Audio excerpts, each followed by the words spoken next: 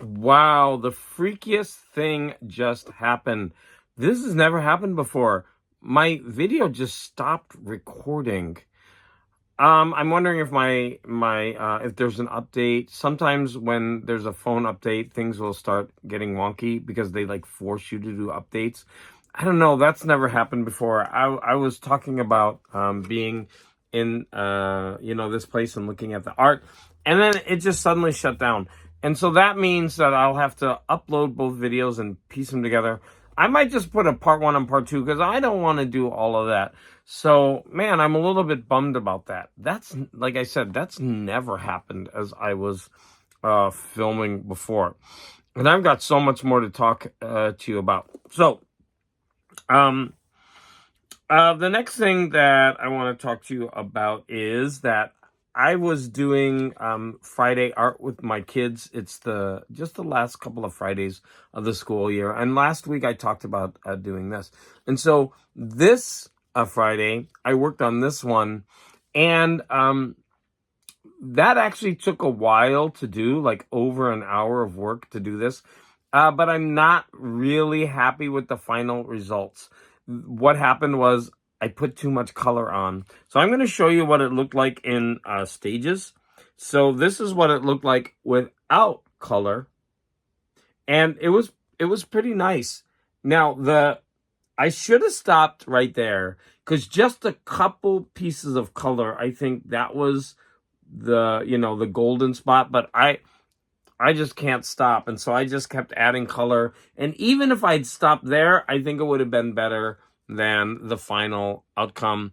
But you know what? As Sleepy told me, because I sent him pictures of it, it's like art is trial and error. So I did that with this one last week as well. I ended up coloring that in, and I didn't like it as much as the black and white one, which surprises me because I think that everything looks a lot better with color on it. Okay, I thought I had a picture of that from last week, but I don't.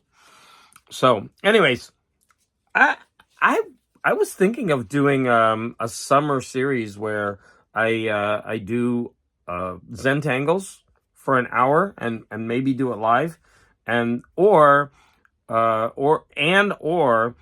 just show it sped up, like time lapse. I'm kind of toying with that idea.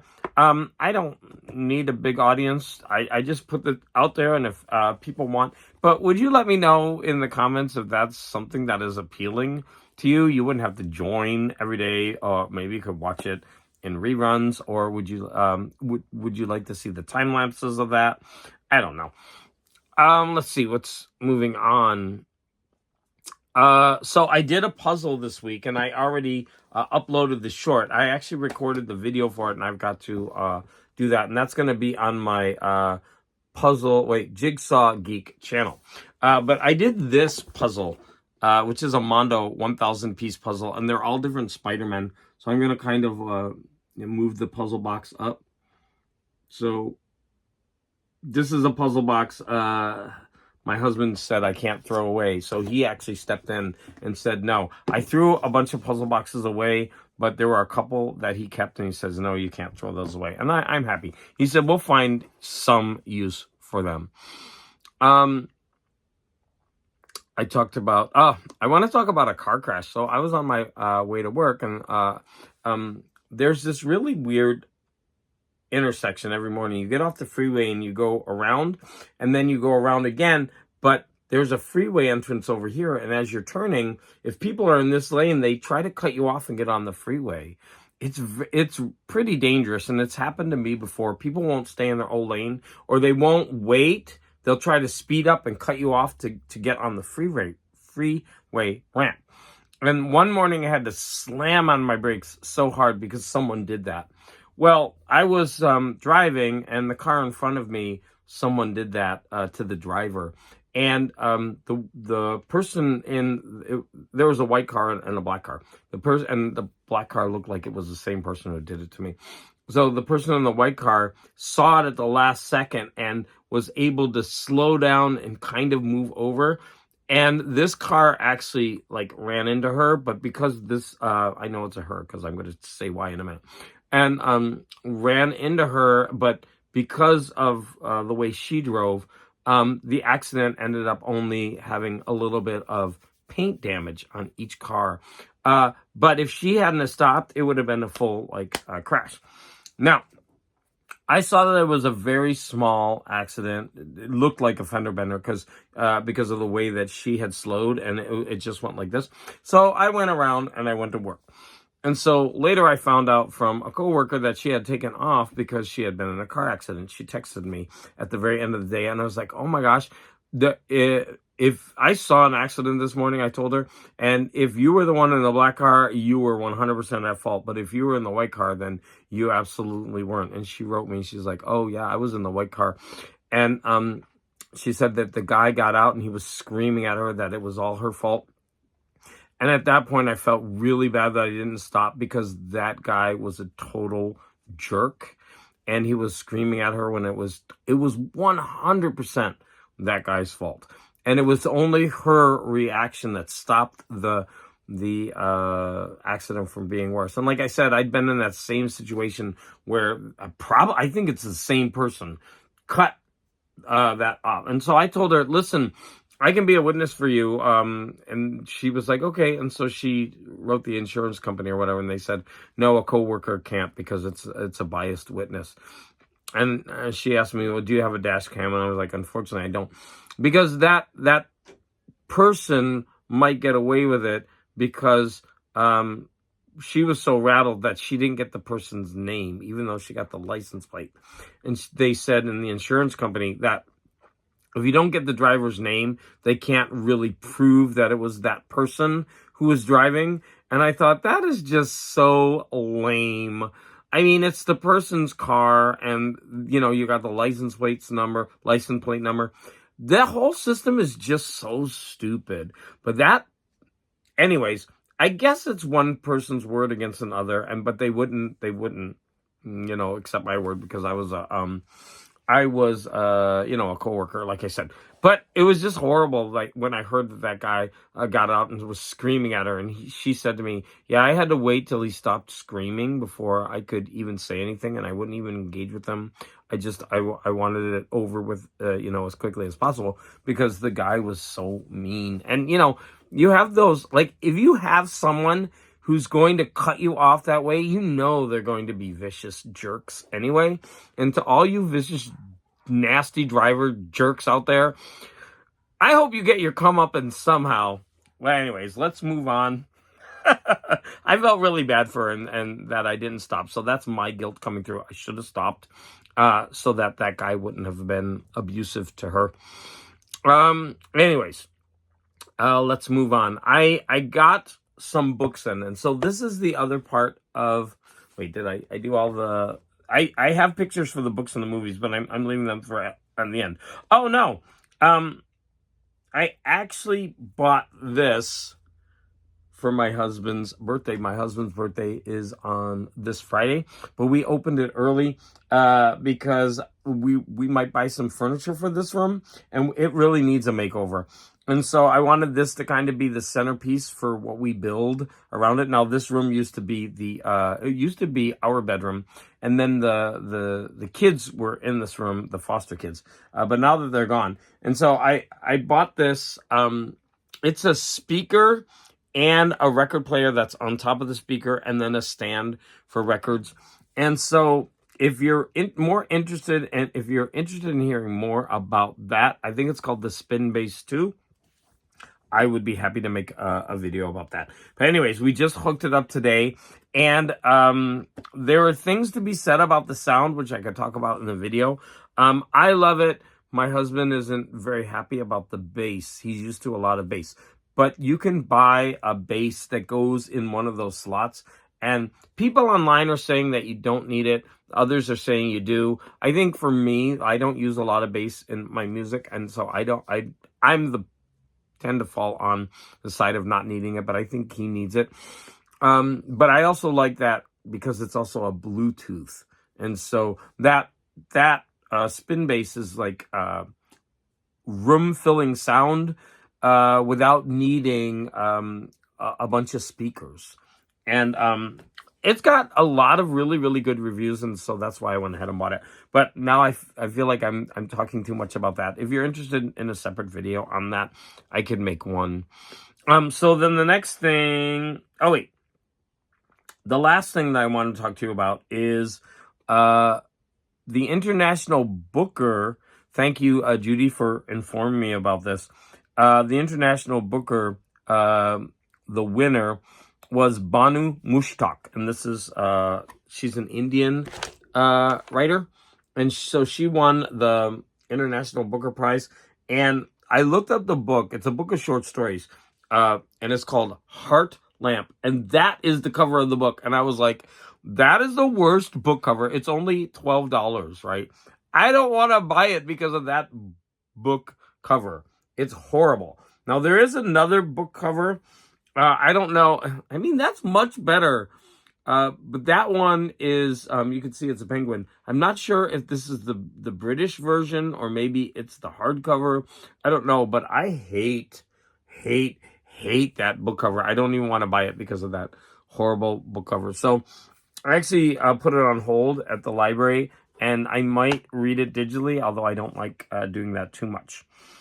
Okay, so I'm going to go ahead and put this down for a little bit, and then I'm going to talk to you about some books that I got, and then I'm going to show off this comic. I've been talking a lot about Robert McGinnis, and I actually didn't read more this week, so more on him next week. But I got some books in, and there were 3 types. So the first set I got were John Creasy's Toff series. Now, I think they're McGinnis covers. I'm not sure. So I got, this one is The Toff and the Runaway Bride. Leave It to the Toff. Even the name The Toff is pretty funny. This one has got a pretty cool cover. A Knife for the Toff. And this one is Model for the Toff. And this one is Terror for the Toff. And it was original title, The Toff on the Farm. The Toff on the Farm. Oh, these names are pretty funny. Double for the Toff. I really like that cover. So I have to investigate and see who the art. If it's not McGinnis, it's definitely in the style of McGinnis. Now, the next set where I got some gold label and silver spines, gold spine and silver spines, and these are all pocketbooks. So here are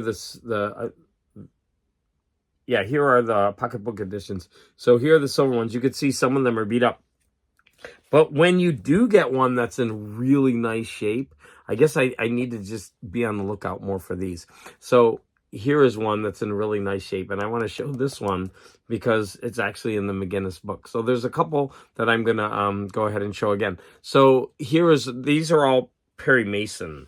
And so here's another one, Perry Mason. Now, unfortunately, this one has a 5-cent. I'm wondering if I can get that off somehow.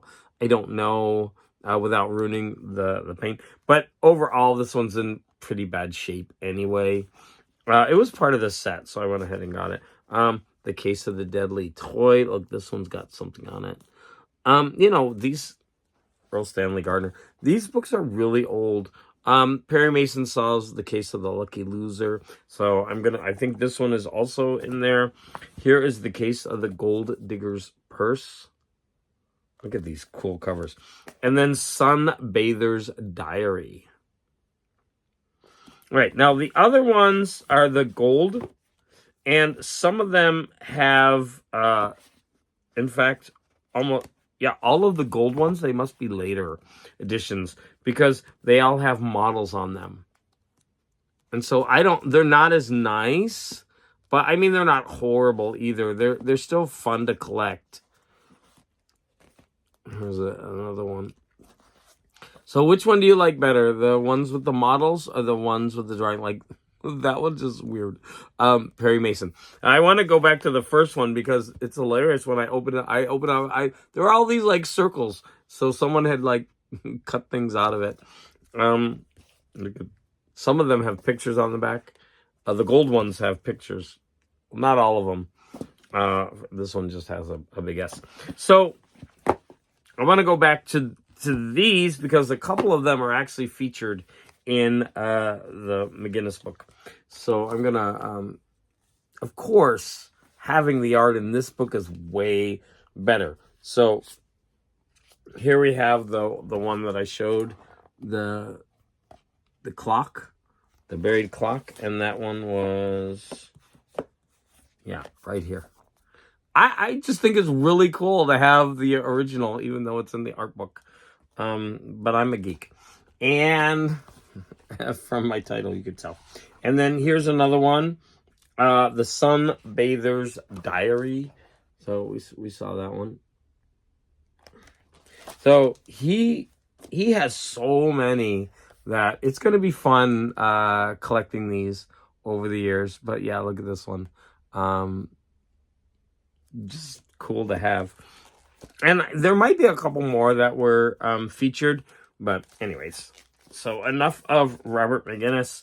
And I have, like I said, I have to look up John Creasy's Toff series and see if, who the artist is on those. So I've started to collect these silver and gold spine pocketbooks. Because I think they're really, really neat. And so I have a bunch, and at some point I'm going to have to make a video about them. All right, the next thing that I'm going to talk to you about is The Astonishing X-Men. And so this is book 2 in the Epic collection. And this one is from 2006 to 2008. And of course, the creative team is the same. I shouldn't say of course, but it's Whedon and Cassidy. And just like Volume 1, this is so freaking cool. This is so good. If you've never read this series, I highly recommend it because the art is so good. Cassidy is just such a good artist. And the writing is cool. It really makes the X-Men cool. Like, Wolverine has never been cooler. And my favorite is the Beast. I mean, he just looks so good in these comics. So I'm going to showcase some art. The main arc in this is Colossus. There's a prophecy on another world that Colossus is going to be the one that ends their world. And so they go on this cosmic space mission because the people of that world, they're trying to kill all mutants to get rid of Colossus, but then they're also after Colossus. And I love this sideways cover. That's really cool. If I ever find that one, I'm gonna buy it. So here's an example of the cover that shows the prophecy of Colossus. They call him I think the World Breaker. And here's a splash page of Wolverine, and she's a young mutant at the school, but she gets dragged along on this adventure inadvertently. And yeah, I mean, like, what a cool picture that one is. I mean, piece of art. So here's one of my favorite covers from the series. I really like that. Scott Summers, Cyclops, is out in space, floating. And here's a picture of the Beast. I don't know. Beast is sexy. I didn't want to say it because I think I said it last time, but he's sexy in these. So is Wolverine. The way Wolverine is drawn. Even Scott Summers, who is always I hate to say a limp wrist, that sounds bad, but he's usually milquetoast. They draw him pretty sexy here. And of course, all the women are drawn that way too, but I don't notice it as much. I love that cover. Just look at that. That just Wolverine going to town. That's a really cool cover. Go ahead and turn this. This is for the Wolverine fans out there. There's an action scene of Wolverine going at it. Here's a cool cover of Scott. And even that end page is pretty cool. And I'm going to have to say that there's a picture coming up. This is cool. So when you see the front cover, it's the X-Men. But when you see the back cover, you get whole cast of Marvel characters, and they're all in the issue. And then this opens up with probably one of the greatest pictures of Spider-Man that I've ever seen. I was like, my jaw dropped. It is so damn good. It reminds me of Byrne art, but he outdoes Byrne. Like, this picture of Spider-Man is so freaking cool, and it caught me unawares. It was just, I turned the page and there it was. I mean, what gorgeous art that is, and what a cool. I need to buy 2 copies of this book so I can hang that up as a pinup, because that's really cool. And then the very end, they have a cover gallery of variant issues. And I would like to get these because they feature all the different X-Men in all of these pastel colors. Beast is my favorite there. So here are some more. I think these covers are pretty cool. I haven't seen them. And so there's that.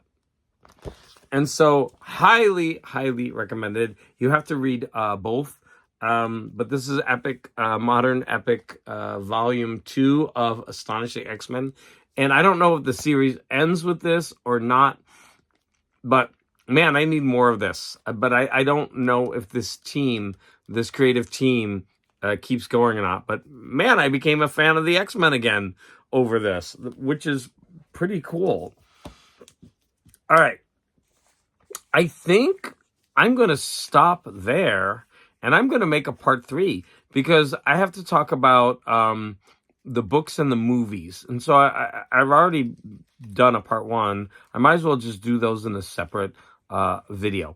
I do want to talk about the last thing on this is that last weekend I watched both Eurovision runners-up, and I watched it all in one day, and I actually got Eurovision fatigue. It was too much. There, a lot of the music started to sound the same. I actually listened to the playlist of the songs, and I was enjoying it. I listened to it about 4 times before I actually watched the actual 2 semifinals. And I want to thank Morten Stad again for making me aware that it was out.